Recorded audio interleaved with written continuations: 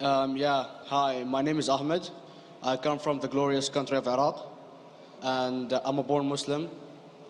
My problem is that I practiced Islam when I was... Brother, first we request questions from the non-Muslims. Once all the questions from non-Muslims are over, inshallah, we'll give you a chance. Yeah, but I'm telling you my problem only. Okay. But you said you're Ahmed and you're a born Muslim. I am born Muslim. But now are you a Muslim or not? I'm agnostic. Oh, so now you have left the religion of Islam. Yeah, I'm confused. Okay, fine.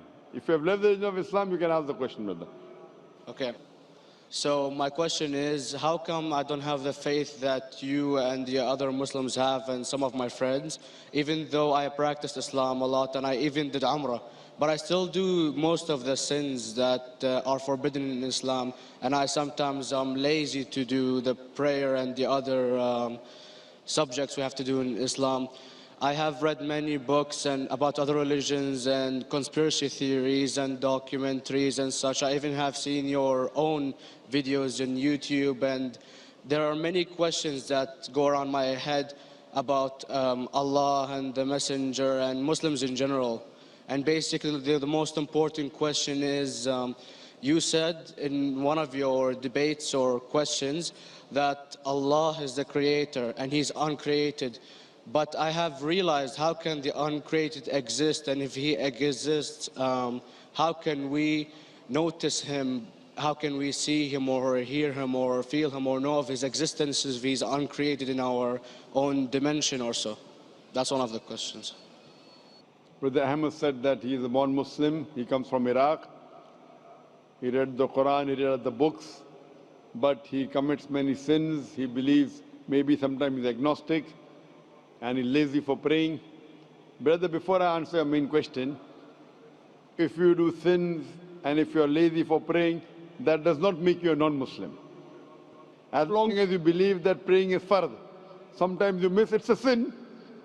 It's a major sin that you sometimes don't pray, but that doesn't make you a non-Muslim. If you say praying is not required, then you're doing kufr. But if sometimes you do sin, sometimes minor sin, sometimes major sin, it is haram, it's forbidden, but that does not throw you outside the fold of Islam. There are sometimes waswasa of the shaitan asking you, you're a Muslim, but this is wrong in Islam, this is wrong. And it does deviate the person's mind. At that time, maybe your iman may be low. But these things should not make you consider that you're non-Muslim. Regarding a question that I mentioned in my speech, and you're right, that Almighty God is the creator, but He Himself is uncreated. You ask the question, how can the uncreated, how can we see the uncreated, and how it's possible? Allah subhanahu wa ta'ala is Khaliq, is the creator. And by definition, He's uncreated. Because normally people say that when they try and prove in logic that everything has a creator, who created this table, the carpenter, from where he got, from the tree, who created the tree, so it goes back to Allah. So when many of the people try to convince an atheist, they try and say that everything has a creator, and then they get trapped when the atheist asks him who created Allah. So if you hear my tapes, I never go that way. I ask the atheist that how did you come to know about the universe? How did you come to know about the functioning of the stars, of the sun? And he says, and goes back, that the creator. So it's the vice versa. So if you know how to deal with logic, you don't trip over this problem with the atheist trap, the Muslims or the believers, by saying who created Allah. By definition, Allah is uncreated. And if you ask the question, who created Allah? If you have heard my tapes, I give the reply, that suppose a person comes and says that my brother John. Yeah, I know, I saw that, I heard that's funny, but I mean, how does he exist if he's uncreated? Not that is Allah. Yeah. That's the difference between you and Allah. How does he exist? Means he was existing. He doesn't have a beginning. You and I have a beginning, that's human being. So that's the difference between us and Allah. You can't say that Allah has to be like us. If Allah is like you and me, why should we worship Him? I see, but have you heard of the phenomenon, the Big Brother, used by various orders and political agendas to control the people and such by implementing it into multiple gods, and then later on it became a monotheistic religions all over the world to make it easier for Big the Brother, people sorry, to... I've never heard of the religion Big Brother. It's not a religion, it's like a theory, an idea, basically. For What does it example, say? yes? What does this idea say? What does it say? Is that when you have a big brother, it's easier for you to live life. When you have someone watching you the whole time, understanding you the whole time, protecting you the whole time, being with you the whole time, and you can talk to him, although he never talks to you back, maybe in your dreams, due to your mind and such, it's easier for you to live. While a human who does not have a big brother and is not easily controlled into doing so and is having complete freedom is a danger for the major ruling powers and such. What does this say? I don't understand. Big Brother may be the Big Brother may not be the. What does it have to do with Islam and God? What does it have to do? Because basically Allah is watching you the whole time. So you want to say that Allah is like a Big Brother? Indeed, you use him for your protection so you won't be scared. You know what I mean? See, this is the hypothesis. Hypothesis. If you have heard, how do I convince an atheist? If you have heard my answer, that you said that you're agnostic, you're atheist. Yeah. So first thing I do to an atheist is I congratulate him. What? I congratulate him. Have you heard my answer of atheist? Yeah, you congratulate them and stuff. But I haven't seen your debates with the atheist. I just saw your answers on some questions. Fine, so you haven't seen the answer of atheist. No, but I've seen your debate with David William Campbell. And David that's William Campbell is not an atheist. Yeah, yeah. Now, when an atheist tells me he does not believe in God like your theory of Big Brother, Yeah. and if you believe in that theory, I will ask you, first thing I do to the atheist, I congratulate him. You know why? Yeah, because they think and they don't follow what their parent does and such stuff like that. No. I congratulate him because he is not doing blind belief.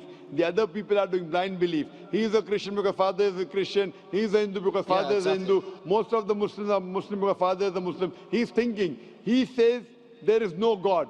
He has said the first part of the Islamic Shahada, La ilaha. The reason I congratulate him is because he has said the first part of the Islamic Shahada, Islamic Creed, La ilaha. The only thing I have to do is illallah, which I shall do inshallah. So if you have heard my answer, an atheist becomes an atheist because he believes in science, he believes in logic. So I ask him that if an equipment is bought in front of him, which no one in the world has ever seen, and if the question is asked that who will be the first person who will be able to tell you the mechanism of this new equipment, what is the answer? Of course, he's going to tell you the producer or the maker of this equipment. Creator, producer, maker. So when we ask him questions that how did this universe come into existence, he will talk about the Big Bang. This what we're going to talk is already mentioned in the Quran 1400 years ago in Surah Anbiya chapter number 21 verse number 30. Avalam yaral lazina kafaru anna samawati wal arda kanat ratkum fataknahuma. Do not the unbelievers see that the heavens and the earth were joined together and we clove them asunder. This what you came to know 50 years back is mentioned in the Quran 1400 years ago. Who could have mentioned that? Well, in various civilizations in like 2000 or 5000 BC before Islam came or Christianity itself, there was various civilizations that are good in astronomy and they know more about our solar system than we do now, sadly. Brother, your knowledge of science is little, not in-depth. I do agree. There are certain things which were known as hypotheses. For example, we came to know, we were proved that the earth was spherical in 1577. I know that in 6th century BC, there were Pythagoreans who believed that the earth was spherical. But the same Pythagoreans who believed the earth was spherical also believed that the earth was the center of the universe, which is wrong. You show me one civilization which believes 100% what the Quran has mentioned. I challenge you. What you say, so do you mean to say there was a person who said, okay, this civilization, out of 100 things, these 2 things are right. Out of 100 things, these 5 things are right. Out of this 100, and picked and chose. Who can do that? No one besides the Creator. Even if you know that there were 10 different civilizations, hundreds of civilizations, there is not a single civilization that you know in the past which knew 100% of science what we know today. So where is your logic? Where is your theory? I do know that certain things were hypotheses which were proved later on, but there is not a single civilization which knows everything what is mentioned in the Quran. So the answer goes back to the original question, who could have collected this in the Quran? Someone 1400 years back, could he do and say, okay, out of these 100 things, these 3 are right, out of these 100 things, these 2 are right, out of this are... It's not possible. Mathematically, it's not possible. Well, you never gave the idea of extraterrestrials or so. I mean, knowledge is power, and... Brother, I'm asking you a simple question. We are not come here to have a debate. Yeah. I'm asking you a question. Point out a single civilization. You're asking something else. Yeah, we are right. not here to discuss. You can come in the room and discuss. You ask a question, I'm giving you the answer. You gave about old civilization. I told you you're right. But out of 100 things, 98 they were wrong. So I'm asking you, who could have mentioned this in the Quran? You're talking something else now. Yeah, well, I'm asking a simple question, 2 plus 2 equal how much? You're saying, I'm telling you 3 multiplied by 3 is how much? I'm asking a name, you're telling that where do you live? You know, I'm asking a simple question, name me a single civilization which has everything what was mentioned in the Quran. Do you know of any or not? Yes or no? Well, not everything, of course. Even not 10%. Why? Babylon knows of most of the planets and such.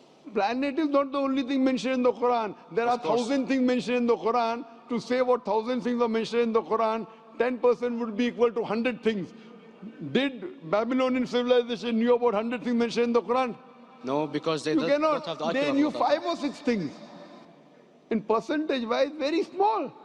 So of course. Who can be the author of the Quran besides the creator to know what is right, what is wrong? Today science has established the hypothesis mentioned by Babylonian so many centuries back is today proven. So these were hypotheses in the past, which out of them many have been rejected, some have been accepted. So to collect all which is 100% correct has to be from the creator and no one else. Hope that answers the question.